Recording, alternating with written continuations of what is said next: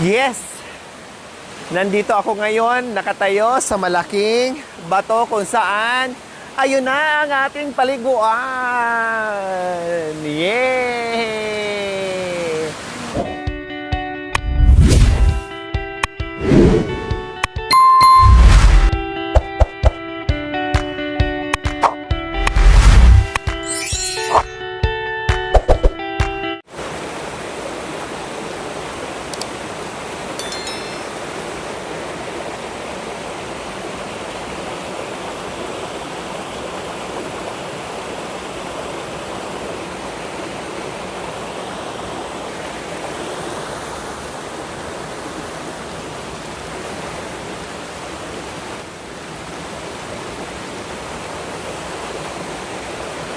Good morning sa ating lahat mga kabayan. Welcome sa ating munting paraiso dito sa kabundukan. Yes! Wala muna tayo ngayon sa ating bayong, sa ating mission mga kabayan. Nandito muna kami sa gitna ng malalaking bundok. Kita nyo naman mga kabayan, yung aming magandang ilog ay nagitnaan ng sobrang haba ng pader na kabundukan. Diyos ko mga kabayan, grabe, ang lamig dito, ang lamig ng tubig, ang linaw ng tubig, ang dami makukuhang ulam. Kaya, good morning talaga. Isang magandang umaga po sa ating lahat. Yes, nag-relax muna kami dito mga kabayan kahit maka-overnight. Kasi ito talaga yung aking hilig mga kabayan. Yung pumunta sa liblib, yung pumunta sa tubig, mag-overnight, magtampisaw, manguha kung ano-anong mga pagkain, at mag-relax. Kaya itour ko kayo dito sa aming munting paraiso. Yes mga kabayan, huwag kukurap. Dahil napakaganda dito mga kabayan. Yun nga lang, hindi natin makikita yung bukang liwayway. Siyempre, nandito tayo sa ilalim, napalibutan tayo ng matataas na kabundukan, kaya hindi po talaga natin masisilayan ang bukang liwayway. Ang bukang liwayway, okay lang yung mga kabayan, ang importante, makita na natin ang ganda ng ilog. Dahil kagabi po mga kabayan, ang naririnig ko ay ragasan ng tubig. Yes. Wala akong nakikita. Ragasan ng tubig mga kabit at aninag. Yun lang. Pero ngayon, masusulit natin at makikita nyo ang kapaligiran dito sa aming munting paraiso.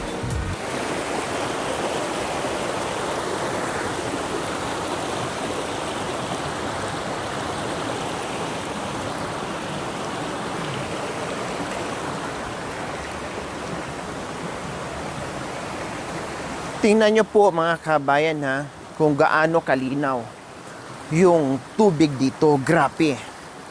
Diyos ko, ayan po oh. Super lamig.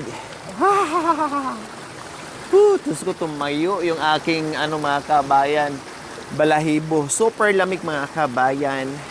Then, super linaw. Ayan oh.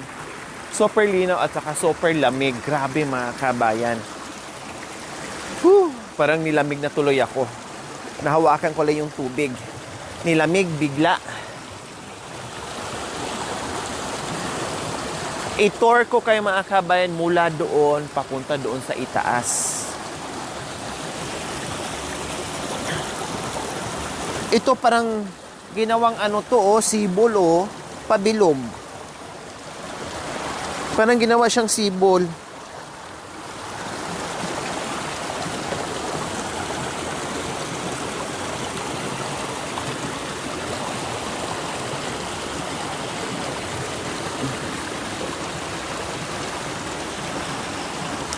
May kahoy dito.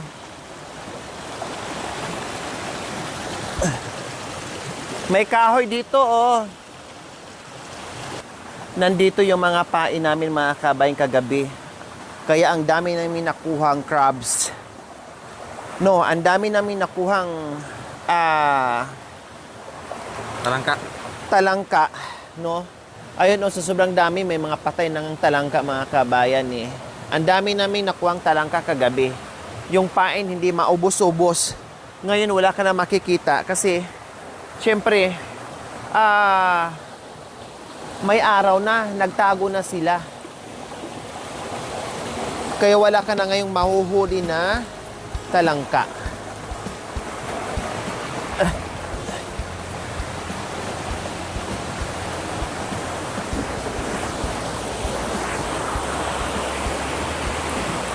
So eto mga kabayan, ito yung pinakamagandang part dito.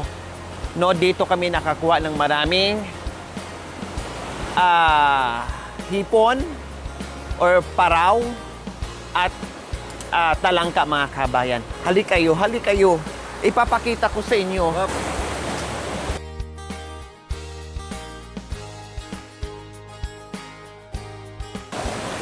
Pero bago ko po ipakita sa inyo yung pero bago ko po ipapakita sa inyo yung parang swimming pool dyan mga kabayan na malalim, ipakita ko po muna sa inyo kung gaano kaganda itong nakapalibot sa atin.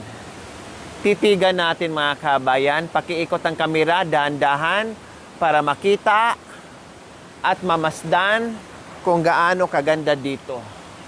Diyos ko, sino ang mahilig dyan sa adventures? Sinong mahilig dyan sa ganitong klaseng pasyalan? Please, paki-comment naman. Oh, nag-i-enjoy kayo, no? Parang feeling nyo, nandito rin kayo, kasama ko ngayon. Diyos ko, pasensya na, hindi ko kayo masama.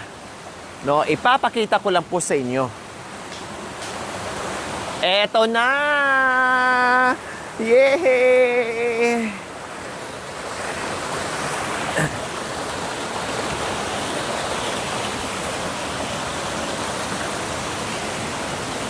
Yes! Nandito ako ngayon, nakatayo sa malaking bato kung saan ayun na ang ating paliguan. Yay! O diba, imagine mga kabayan, gaano kaya kalaki yung tubig kapag tag-ulan, kapag bumaha ito. Ang karugtong nito mga kabayan, no, karugtong ito sa magandang falls doon sa malayo na napuntahan ko na rin minsan, di ba? Kaya ganito kalamig yung tubig kasi syempre ay ang pinanggagalingan po ay napakagandang malaking falls. Ayan, so ayan na po mga kabayan, hali kayo.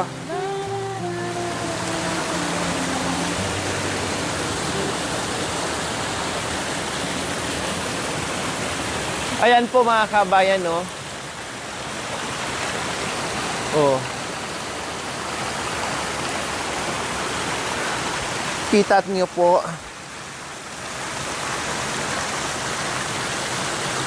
Dito kami nakakuha ng maraming talangka. Ang dami pang pain na titira pero wala na ako makikitang talangka. Nagtago na sila dahil maliwanag na.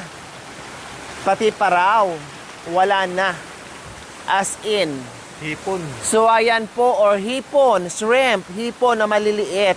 Kasi pag dito, mga talangka, mga hipon, hindi naman talaga lumalaki ng bongga.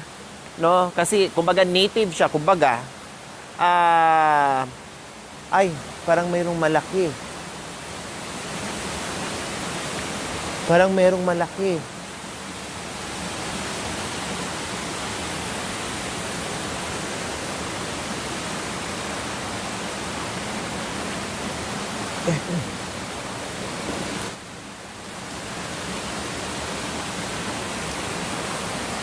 Ay, iba pala. Diyos ko, bato pala mga kabayan. Kasing kulay ng talangka. Akala ko malaking talangka na, hindi pala. Bato pala. Nakakulay ng shell ng talangka mga kabayan. So ayan po. Susubukan po namin dyan mamaya maligo. No? Grabe yung tubig mga kabayan. Pag bumaha, pag malakas ang ulan, no, lahat ng tubig na galing sa kalangitan po mga kabayan, babagsak dito. So, malamang, ayan, halos mapuno yan, papunta doon. Kaya, hindi advisable pupunta sa mga ganitong sitwasyon o sa mga ganitong pasyalan kapag tag-ulan. Para safe naman kayo, pumunta kayo kapag tag-araw. Kasi marami ng aksidente mga kabayan na kahit tag-ulan pumupunta sa ganitong pasyalan, hindi nila namalayan, pero magasa pala ang baha. At syempre, alam nyo na kung anong mangyayari. Kaya iwasan din. Okay, so ayan, napakita ko na po sa inyo ang aming narating kagabi. Hindi ko siya makita ang palibot. Pero ngayon mga kabayan, talagang, ay Diyos ko, napuyat man kaming lahat. Halos wala kaming tulog mga kabayan. No, halos wala kaming tulog. Napuyat. Siyempre, sa higaan namin na bato-bato kasi walang patag, walang lupa na matayuan o malagyan ng tent. Puro bato-bato. Nakita nyo naman, saan tayo maghahanap ng patag dyan? No? Kailangan may mga kapiraso-kapiraso tulad yan, mga ganyan, tinanggalan ng mga bato. Kung kayang tanggalin, ay tanggalin natin. Pero Diyos ko, una namin bato, tanday namin bato. O di ba? Saan kanyan? Ang una namin bato, ang ginawa naming tandayan bato. Diyos ko, ang aming floor bato, lahat na bato mga kabayan. Pero nag-i-enjoy kaming lahat kahit puyat, pagod, kaba, takot doon sa bis. Pero kinalaunan mga kabayan, napawi din at napalitan ng saya at ganda dito sa ating malaparaisong lugar. O, di ba?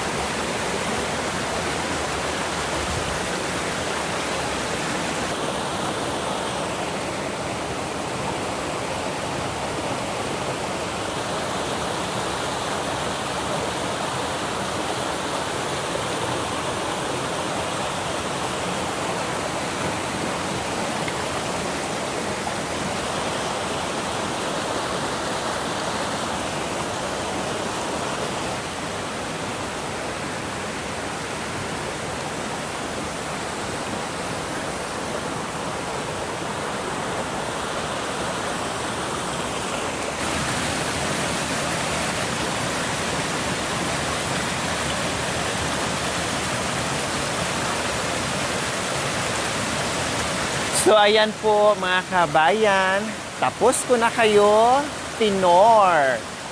Anong say nyo po sa nakikita nyo? Tinor ko po kayo. Anong say nyo po sa nakikita nyo na tinor ko po kayo dito? Pero mga kabayan, halos hindi pa rin ako maka-alis-alis dito sa aking inuupuan ngayon. No, yung mga kasama ko ay nagkakape na. Pero ako, parang hindi ako nakaramdam ng gutom. Hindi ako nakaramdam ng pagod, kumbaga, no? Para akong namanhid lahat mga kabayan, kahit masakit yung tuhod ko dahil sa gumulong ako kagabi, pero mukhang hindi ko naramdaman. Yes po mga kabayan. Kagabi, ramdam ko talaga yung ang sakit. Yung bang tipong himatayin ka na, no, na para kang cellphone na maglulubat na mga kabayan, ganon, no, ganon. Pero nilabanan ko siya, no, dahil malayo sa hospital dito mga kabayan, no. Kaya nilabanan ko, nilakasan ko yung loob ko kahit wala akong kahit wala akong nakita, bahala na kung saan ako gugulong, basta yung ulo ko nakaganyan na yung kamay ko mga kabayan. No, bahala na. Ang importante yung ulo ko ay hindi masyadong tatama sa bato kung gugulong man ako sa bato mga kabayan. Hindi ako makaalis-alis dito mga kabayan. Diyos ko, talagang alam nyo po, yung mga ganitong lugar, no, yung mga ganitong ilog, mga ganitong pinupuntahan namin, no? Ito yung mga panahon nung ako ay grade school. Kasi sabi ko nga po sa inyo, pinanganak ako sa ganitong lugar, no? Hindi malayo dito, no? Yung sa amin nga, grabe, naglalakihang kuweba. At ngayon, masayang-masaya ang aking puso kapag nabalikan ko yung aking mga alaala nung kabataan. Kasi minsan nga magkakating school kami, no? Minsan mag-half day dahil pupunta ng ilog, maligo, manguha ng kung ano-anong maiulam, no? Dahil madala-dala kaming baon mga kabayan. So doon kami kakain kasama ang aking mga kaklase noon, no? Tapos kung may mahuli kaming talangka, may mahuli kaming hipon, may mahuli kaming isda, ala, sige, kahit gaano kaliit yan, naku, talagang share-share kaming magkakaklase mga kabayan. O, di ba? Kaya, kapag ganitong sitwasyon, enjoy ako mga kabayan. Promise. Talagang marirefresh yung utak ko kapag ganito ang senaryo na pupuntahan natin. O, ganyan lang, tabi-tabi po. Ganyan lang ang peg. Ganyan lang siya dito kaganda. Kaya salamat sa ating Panginoon na naglikha sa anumang nakikita natin dito. No, grabe. Hindi mo lubos maisip kung gaano kaganda ang binigay ng ating Panginoong Diyos. Kaya wag natin sirain ang magagandang malaparaisong lugar na katulad nito. Grabe mga kabayan. Nako, malamang may magmi-message na naman sa akin. Lori, pinainggit mo na naman ako. Sanay ako dyan, no? At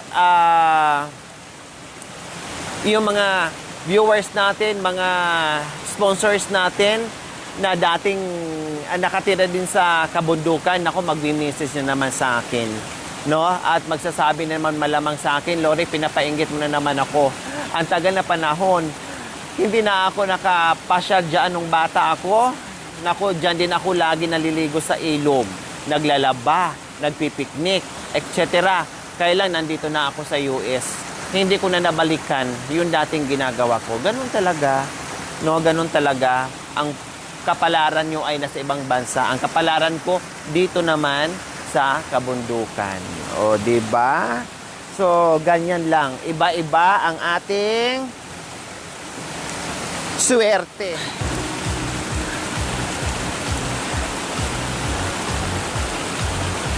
Nag-enjoy na ako ng bongga.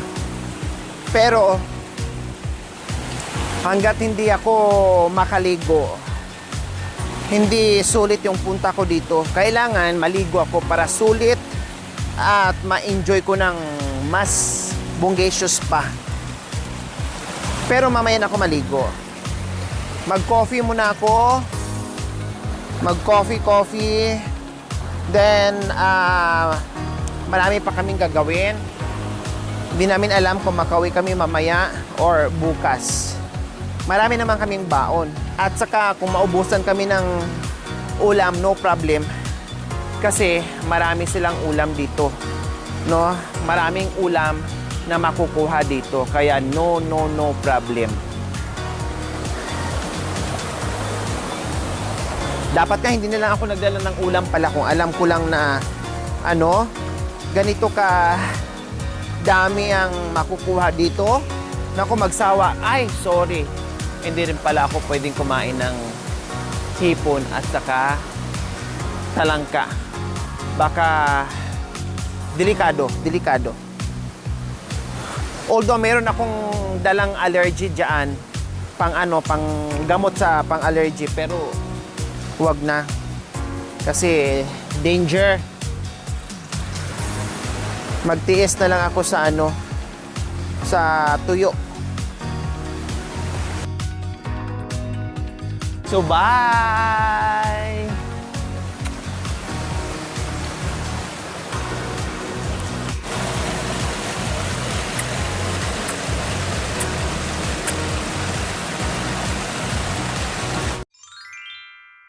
Thank you for watching. Don't forget to like, share, and subscribe.